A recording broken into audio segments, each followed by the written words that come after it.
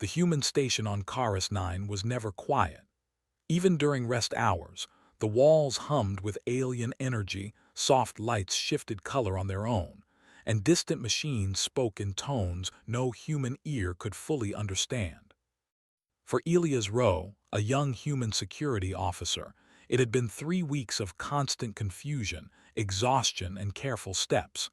Every corridor was curved the wrong way. Every door opened with a symbol he still mixed up. Every rule felt written for someone else. Humans were new to the Galactic Alliance. Too new. They were strong, fast, and adaptable, but they were also considered socially dangerous. One wrong move, one misunderstood custom, and a human could offend an entire species without meaning to. Elias knew this.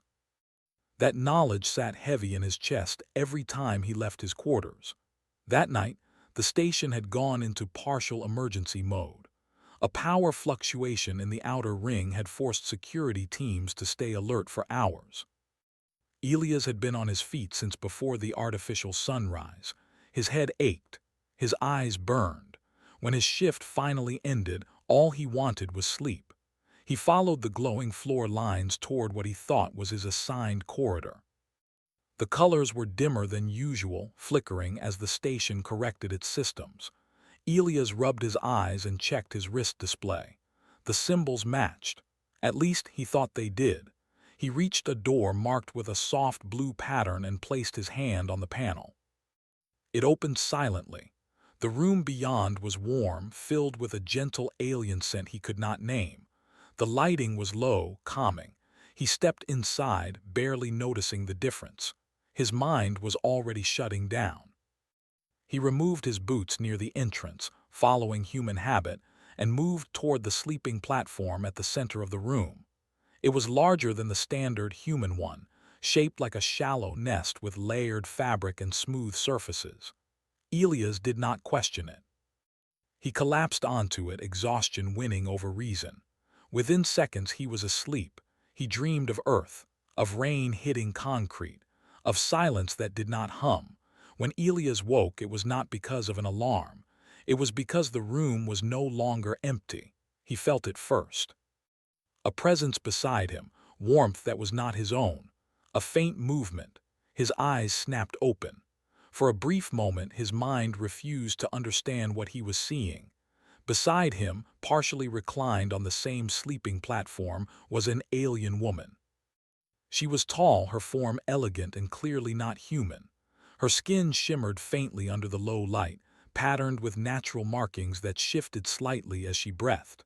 Her eyes, large, luminous, and focused, were already open, watching him without panic or anger. Elias froze. His heart slammed against his ribs so hard it hurt.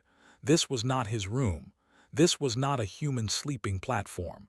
This was someone else's private chamber, and he was in her bed. He did not move. He did not breathe. Every training warning he had ever received screamed inside his head. Personal space violations, cultural boundaries, severe punishment, detention, diplomatic disaster. Slowly, very slowly, he shifted his weight away from her, hands raised slightly, palms open in a universal sign of non-threat. His voice cracked. He swallowed. I'm sorry. The alien woman did not react the way he expected. She did not shout. She did not summon guards. She did not bare teeth or flash warning colors. She studied him. Her gaze moved from his face to his uniform, then to the insignia on his shoulder. Human. Security Division, junior rank. She spoke, her voice calm and clear through the room's translator field. You entered without force, she said, and without intent. Elias nodded quickly. Yes, I mean no force, no intent. I was exhausted. I thought this was my quarters. I swear I didn't know. His mind raced ahead, imagining restraints, tribunal chambers, angry ambassadors. He slid off the platform completely and stood at attention, back straight, eyes lowered in respect. I accept responsibility, he said, the words coming automatically. Whatever punishment is required, I will comply. The alien woman sat up now, folding her long limbs with controlled grace. The fabric beneath her shifted like water, Punishment, she repeated softly.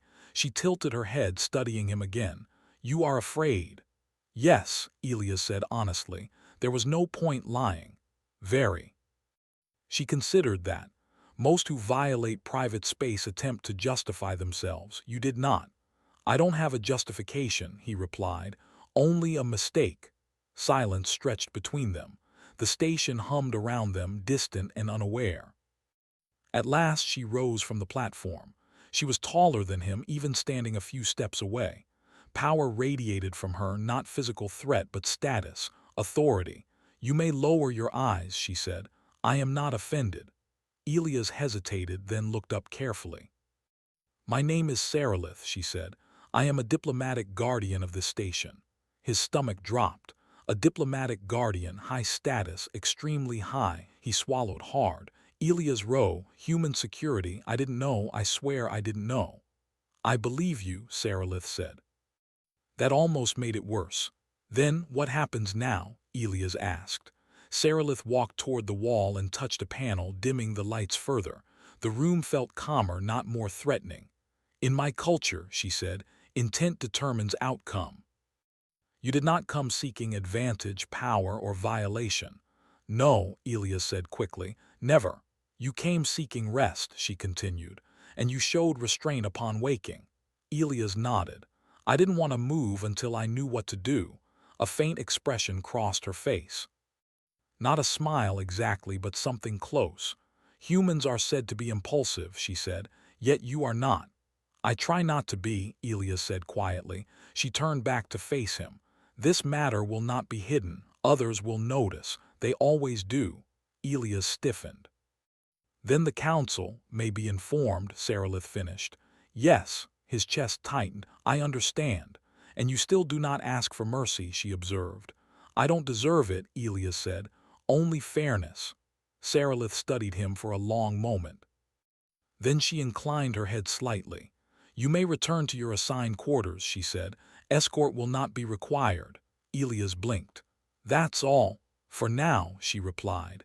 He bowed his head in thanks, stepping backward toward the door. His hands shook, but he kept his movements controlled. At the doorway he paused. I'm truly sorry, he said again. Sarilith met his eyes. So am I, she said, for the fear you carry so easily. The door closed behind him. Elias leaned against the corridor wall, breath finally rushing out of him. His legs felt weak. He had survived, but the incident was far from over. Across the station, systems quietly logged the event. Whispers began to move through diplomatic channels. A human had entered a guardian's private chamber and had not been punished. For the first time since joining the Alliance, Elias realized something important. Sometimes the greatest test was not strength. It was what someone did when they believed they were already doomed. The days after the incident did not bring peace. Elias felt it the moment he stepped out of his quarters. Conversations stopped when he passed. Alien eyes followed him longer than before. Some looks were curious.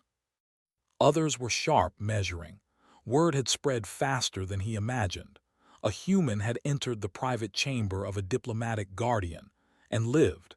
No official statement was made, but silence itself became a message. In the Galactic Alliance, silence often meant something was being judged. Elias reported for duty as usual. He did not ask questions. He did not explain himself unless directly ordered. He stood straighter, spoke less, and followed protocol with almost painful precision. He knew one mistake now would not be forgiven. During his patrols, he noticed changes. Guards from other species lingered near him longer. Station officials requested routine checks that felt less routine. He was being observed. What surprised him most was that no one arrested him. Sarilith, meanwhile, stood at the center of growing attention. As a diplomatic guardian, her role was to protect balance, not just physically, but culturally. Her chambers were considered neutral space, respected by every species aboard the station. The fact that a human had entered them without permission challenged unspoken assumptions. She attended council briefings as usual, her presence calm and composed. Yet beneath that calm she sensed disturbance. Not fear, not anger, something else. Reflection. Other guardians questioned her privately. Why had she not reacted? Why had there been no formal charge? Why was the human still walking free? Sarilith answered each question with the same words. There was no hostile intent. Some accepted this. Others did not. On the fourth cycle after the incident, Elias was summoned. The message arrived while he was inspecting a power junction near the station's outer ring. Security Officer Elias Rowe, report to Observation Chamber 7. His chest tightened. Observation chambers were rarely used for praise. He acknowledged the order and moved immediately. As he walked, memories of his first moments in Sarilith's room replayed in his mind. The calm in her voice, the weight of her authority, the strange sense that she had seen him not as a threat but as a person. The chamber was circular, walls made of layered, transparent material. Shapes moved beyond them, distorted by energy fields. In the center stood a single platform. Sarilith was already there. She faced away from him, hands clasped behind her back. Two council observers, non-speaking representatives, stood behind translucent barriers. Elias halted at the marked line and stood at attention. "You summoned me," he said. "Yes," Sarilith replied, turning slowly. "This is not a trial, not yet," he nodded. "Understood. You are aware that your presence here has caused unrest," she continued. "Yes. And yet," she said, "you have not attempted to defend yourself." "I was not asked to," Elias said, "and I don't believe defense is my place unless required." One of the observers shifted slightly. Sarilith studied Elias closely. "Do you believe humans are inferior in this alliance?" The question caught him off guard. He hesitated, choosing his words carefully. "I believe humans are new," he said, "and when you are new, you don't get the benefit of doubt, you earn it." "And how does one earn it?" she asked. "By accepting consequences," Elias replied, "even when they're unfair." Sarilith was silent for a moment. "Your species carries a heavy sense of accountability." "We had to," Elias said. "On Earth, mistakes cost lives. That thinking stayed with us." The observers exchanged subtle signals. Sarilith stepped closer, lowering her voice. "There are those who believe you should be punished to restore balance." Elias did not flinch. "If that is the decision, I will accept it." "You do not ask why," she asked. "Because intent doesn't matter once others feel threatened," he replied. "I understand that." For the first time, something shifted clearly in Sarilith's expression. "Respect. You assume others think as you do," she said. "That is not always wise." "Maybe," Elias said, "but it's honest." The meeting ended without verdict. Elias was dismissed. As he left, Sarilith watched him go, thoughts moving deeper than protocol. That night, she reviewed station logs herself. She did not need to. Her authority allowed her to close the matter already. But something about the human troubled her in a way she could not dismiss. She accessed surveillance data of the corridor outside her chamber. The moment Elias had entered, his unsteady steps, the way he removed his boots without thinking, the immediate collapse from exhaustion, no deception, no arrogance, only a being pushed beyond his limits. In her culture, such vulnerability was rarely shown. It was hidden, protected, or exploited. Humans, it seemed, carried it openly and paid for it with fear. The next cycle, Elias was assigned to an unusual duty, cultural liaison escort. The order surprised him. This role usually required someone confident, experienced, and socially skilled. He was none of those. When he arrived at the assigned meeting point, Sarilith was there. "You requested this?" Elias asked carefully. "Yes," she said. "May I ask why?" "Because understanding is more effective than punishment," Sarilith replied. "Walk with me." They moved through the station together, not as guardian and subordinate, but as representatives of their peoples. Sarilith asked him about Earth, not the wars, not the politics. The daily life. He spoke of crowded cities, quiet mornings, shared meals, and small kindnesses. He spoke simply, without trying to impress. She told him about her people's belief that closeness was sacred, that shared rest spaces were symbols of trust and protection. When you entered my chamber, she said, others saw violation, I saw something else. What? Elias asked. A being who trusted the universe enough to sleep, she replied. That stayed with him. Their walks continued. Eyes followed them now openly. Whispers grew louder. Some council members grew uneasy. Bonds were forming where discipline had been expected, and the station itself seemed to shift. Humans who had once avoided alien spaces began engaging more respectfully. Alien officers adjusted protocols, adding clearer symbols to reduce confusion. Small changes, but meaningful ones. Yet tension built beneath it all, because the council would not remain silent forever, and when judgment finally came, it would not be quiet. Elias knew it. Sarilith knew it. And when the moment arrived, the choice would not be about rules.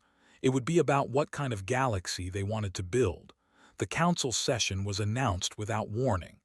A single station-wide notice appeared in every public language, simple and direct. A matter of interspecies concern would be addressed. Attendance by key representatives was mandatory. No names were listed, but everyone already knew. Elias was on duty when the notice arrived. He read it once, then again, his jaw tightening. Around him, other officers glanced his way, some with sympathy, others with relief that it was not them. He finished his shift without comment. He cleaned his equipment, logged his reports, and returned to his quarters. For the first time since leaving Earth, he sat on the edge of his bed and allowed himself to feel tired in a way sleep could not fix. He did not fear punishment alone. He feared being used as a symbol. Across the station, Sarilith stood in the quiet of her chamber, preparing in her own way. She wore the formal markings of her role, light fabric layered with symbols of balance and authority. They were not weapons. They were reminders. She knew the council well. Some members valued harmony, others valued control. A few valued neither, only precedent. This case touched all of them. When the session began, the chamber filled with light and presence. Representatives appeared in physical form or projected shapes, depending on their species. The air itself felt heavy, charged with expectation. Elias stood at the center platform alone. No restraints were placed on him. That in itself was unusual. Sarilith stood opposite him, slightly elevated, not as an accuser but as a witness. The council speaker addressed the chamber. We are gathered to examine an incident that challenges established boundaries, the voice said, layered with many tones. A human entered the private chamber of a diplomatic guardian. This act carries weight beyond the individual. Elias kept his gaze forward. His hands were steady at his sides. Security Officer Elias Rowe, the speaker continued, do you deny this action? No, Elias said clearly, I do not deny it. Do you claim intent to violate? No. Do you claim ignorance? I claim responsibility, Elias replied. Ignorance explains the mistake. It does not remove it. A low murmur moved through the chamber. The speaker paused. You understand that your species is still under evaluation? Yes. And that this incident may affect humanity's standing? Yes. Then why did you not request protection, advocacy, or diplomatic shelter? The voice asked. Elias took a slow breath. Because my actions were my own. Silence followed. Sarilith stepped forward. I request permission to speak, she said. Granted, the council replied. When the human entered my chamber, Sarilith said, her voice calm and steady, I assessed threat, intent, and outcome. I found no threat, no intent to harm, and an outcome that revealed more than it damaged. Some representatives shifted. This council often judges actions by their potential consequences, she continued. But rarely do we judge the character revealed when consequences are expected. The speaker responded, Guardian Sarilith, you risk setting a precedent that weakens boundary law. Or strengthens understanding, she replied. The chamber grew tense. A representative from an older species spoke next. If this human is spared, others may assume access without consequence. Elias stepped forward before Sarilith could respond. "If I may speak," he said. The council hesitated, then allowed it. "I am not asking to be spared," Elias said. "I am asking to be judged accurately. I did not take advantage of access. I did not remain once I understood, and I did not hide." He looked around the chamber. "If punishment is necessary to protect boundaries, then apply it to me, but do not pretend it will teach what fear already has." That struck something. Another representative spoke, younger, newer. "What did fear teach you, human?" Elias answered without hesitation. "To be careful with others' spaces, and to accept that mistakes still matter." Sarilith watched the chamber closely. She felt the shift, not agreement, but attention. The speaker addressed her again. "Guardian, what outcome do you propose?" Sarilith did not answer immediately. She looked at Elias, then she spoke. "I propose a test of values rather than discipline." The chamber stirred. "Explain," the council demanded. "Humans are strong," Sarilith said. "Not only physically. They endure shame, fear, and responsibility without deflection. If this human is punished, it will reinforce what they already believe, that they are dangerous by nature. If he is excused without meaning, it will insult the law." She paused. "But if he is entrusted, truly entrusted, we will see whether his integrity holds under pressure." The speaker considered this. "You suggest elevation instead of punishment." "I suggest exposure," Sarilith corrected. "Let him serve openly where every mistake is visible. Let him carry trust instead of chains." Elias' heart pounded. This was not what he expected. "And if he fails?" the speaker asked. "Then the lesson will be clear," Sarilith said. To all, the council withdrew to deliberate. Time stretched. Elias stood alone, feeling the weight of countless eyes. He did not know if this path was mercy or something harder. When the council returned, the chamber quieted. "Security Officer Elias Rowe," the speaker said. "You will not be punished." A breath Elias did not know he held left his lungs. "You will instead be assigned as a permanent interspecies liaison under Guardian Sarilith's oversight. Your actions will reflect not only yourself, but humanity as a whole." The words landed heavier than any sentence. Elias bowed his head. "I accept." Sarilith inclined her head as well. The session ended, but the impact did not. News spread quickly. Some praised the decision. Others criticized it as weakness. Across the station, opinions hardened and softened in equal measure. Elias' life changed overnight. He no longer walked unnoticed. Every word he spoke carried weight. Every choice was watched. Yet something else happened too. Humans began standing taller, not because they were favored, but because one of their own had faced judgment without anger. Aliens began asking questions instead of issuing warnings. And in quiet moments, when Elias and Sarilith walked the long corridors together, neither spoke of beds or mistakes. They spoke of responsibility, and of trust earned not by perfection, but by what someone did when the galaxy expected them to fall. The days that followed the Council's decision were nothing like Elias had imagined. He had expected fear, whispers, maybe even hidden hostility from those around him. Instead, something strange happened. Curiosity replaced fear, and respect replaced suspicion. It did not make life easier, but it made life meaningful in ways he had never expected. Every morning, he reported to Sarilith for his new assignment. Together, they walked the station, visiting departments, overseeing human-alien interactions, and attending diplomatic briefings. The alien woman's presence gave him authority he had never possessed before, and her trust humbled him more than any punishment ever could. He carried himself differently now, not for status, but because he understood the weight of responsibility. "Today," Sarilith said one morning as they moved through the central atrium, "we will observe the negotiations between the Ithurians and the Zorathi." Elias nodded. He had learned the names, the species, their customs, even the smallest behavioral cues. It had taken days, but he realized that observing was as important as acting. Misunderstanding the Ithurians could lead to a fight. Misreading the Zorathi could end in a diplomatic collapse. He had already learned how delicate the balance of this station was. They entered the negotiation chamber.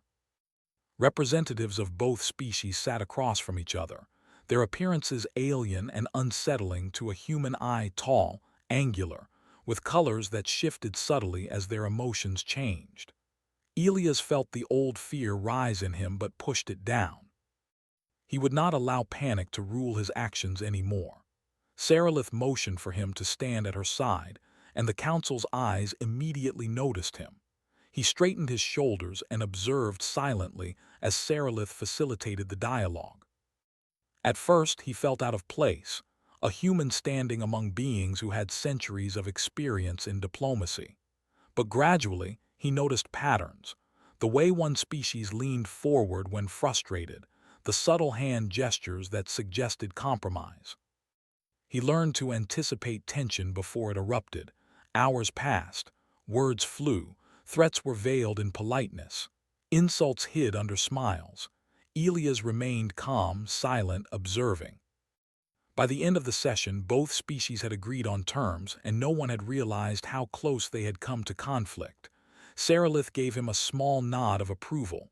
"You are learning," she said once they left the chamber. "I hope so," Elias admitted. "It's a lot." "Yes," she replied, "it is, but you have the qualities humans are known for: honesty, endurance, and the ability to act morally even when fear is present. That is why the council trusted you. That is why I trusted you." Elias felt a flush of warmth at her words. He realized then that the incident in her bed was no longer a mark of shame. It was the moment that had led him here, to this trust, to this purpose. Weeks turned into cycles. Elias became a fixture of the station, a living example of humanity's integrity. Alien officers began to consult him. Humans started to interact with alien species more confidently. Small misunderstandings decreased because Elias modeled careful, respectful behavior under observation. One evening, as artificial night settled over the station, Elias walked alone in the observation corridors. The station lights glowed softly against the transparent walls, revealing the stars beyond. He paused to look at the galaxy spread before him, vast and mysterious. He felt a quiet pride in being a human here, not dominant, not powerful, but recognized for his character. Sarilith joined him, her presence silent until she spoke. "You are thinking about your place here," she said, her voice calm, yet carrying weight. "I am," Elias admitted. "I never imagined humans could be trusted so quickly or respected." "They are," Sarilith said, "but only if they act with the qualities you have shown: integrity, accountability, and the willingness to face fear without deception. You represent more than yourself, Elias. You represent your species." He looked at her, unsure what to say. He realized how much had changed. The fear he had carried the night he stumbled into her chamber was gone, replaced by purpose. "You have changed how others see humans," she continued. "And that is no small task. Remember, every choice you make now will influence many, even beyond this station." Elias nodded. He felt the weight of it, but also a strange lightness. The responsibility did not crush him, it focused him. The next cycle brought an unexpected challenge. A transport ship carrying critical supplies from another system experienced a sudden hull breach. Panic rippled through the station. Alien engineers moved swiftly, but language barriers and unfamiliar protocols slowed them. Sarilith was immediately called to oversee the crisis. Elias followed without hesitation. He arrived to find a group of alien technicians arguing over containment procedures.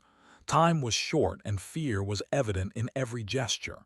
Elias stepped forward. "Listen," he said, keeping his voice steady. "I've seen this system fail before. We can seal the breach, but we need to act together. No hesitation. Follow my lead." At first, they hesitated. Humans were still considered unpredictable. Then they looked at Sarilith, who inclined her head ever so slightly. That small sign gave Elias authority. He directed the engineers, combining what he had learned about alien systems with basic human logic.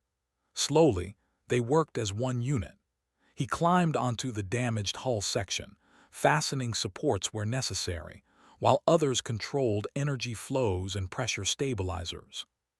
Sweat stung his eyes, muscles ached, and fear pressed at the back of his mind, but he pushed it down. Panic had no place here, only action. After tense minutes that felt like hours, the breach was sealed. The ship system stabilized and the engineers stepped back, breathing heavily. Elias lowered himself and wiped the sweat from his forehead. Sarilith approached him quietly. "You acted well," she said. "You guided them with calm and clarity. Fear could have destroyed this operation, but you prevented it." "I just did what needed to be done," Elias said, trying to sound modest. "No," she replied firmly. "You did more than that. You inspired cooperation. That is a rare quality among any species." The story of the incident spread quickly across the station. Elias was praised not for strength alone, but for judgment, patience, and calm under pressure. His reputation as a model of humanity's potential solidified. Days later, Sarilith summoned him again. "There is a council delegation arriving from the central galaxy," she said. "They are cautious about humans. Some openly distrust them. You will meet them. Observe, guide, represent." Elias felt his stomach tighten, but he straightened immediately. The past weeks had prepared him for this. He would not falter. The delegation arrived in sleek ships, their forms projecting authority even before they disembarked. They were imposing, their technology advanced, and their manner formal. The council members glanced at Elias with quiet skepticism. Sarilith introduced him. "This is Elias Rowe, Human Security Officer and Interspecies Liaison. You will find him capable and trustworthy." Elias bowed slightly, showing respect without arrogance. The delegation watched, noting every detail. Elias answered questions clearly, explained procedures, and navigated delicate negotiations without faltering. At times, he drew on intuition, at times on knowledge he had gained from careful observation. By the end of the meeting, the delegation expressed surprise and admiration. Humans, they realized, could be relied upon if properly guided, and if their character was as strong as Elias demonstrated. Later, Sarilith approached him privately. "You have done more than survive," she said softly. "You have reshaped opinion. You have changed how humans are viewed, not through power or force, but through integrity." Elias felt a wave of relief mixed with pride. "I never imagined this could happen," he admitted. "Neither did I," Sarilith replied, her gaze steady. "But sometimes, trust changes the galaxy faster than weapons ever could." Weeks turned into cycles, and Elias' role expanded. He became a regular advisor, attending discussions that shaped interspecies trade, security, and alliances. Humans and aliens began collaborating more openly. Misunderstandings decreased, not through fear of punishment, but through trust in guidance and character. One quiet evening, Elias and Sarilith walked together along the observation deck. Stars stretched endlessly outside the station's transparent walls. "You have changed your world," she said, her voice calm but full of weight. "I only did what I could," Elias replied. "Humans underestimate themselves," Sarilith said. "You think your small actions are minor, but character spreads, trust spreads. You are living proof." He looked out at the galaxy, feeling both small and immense. The fear, the panic of that first night in her chamber seemed like a distant memory now. What mattered was what he had done afterward. He realized then that HFY, the humanity that others spoke of, was not about dominance or strength or technology. It was about courage, honesty, and the choice to act morally even when fear was overwhelming. Sarilith's presence reminded him that trust was not given lightly, but once earned, it became powerful. Elias smiled faintly. "I never imagined that a mistake could lead to this." It was never a mistake, Sarilith said softly. It was a beginning. One small act met with courage and honesty can change more than you ever dreamed. The stars shimmered outside. The station hummed with life. Humans and aliens moved together, slowly learning to trust. And Elias Rowe, the young human who had once feared punishment for a simple error, now walked confidently among them, not as a survivor, but as a symbol of what humanity could achieve. The galaxy, vast and mysterious, had changed a little that night, because one human had faced fear honestly, accepted responsibility fully, and chosen integrity over panic. And that choice would echo far beyond the walls of the station, as others learned the quiet, powerful truth. Humans, when true to their character, could inspire not fear but trust. And in that trust, the galaxy had found something it had never truly known before: hope.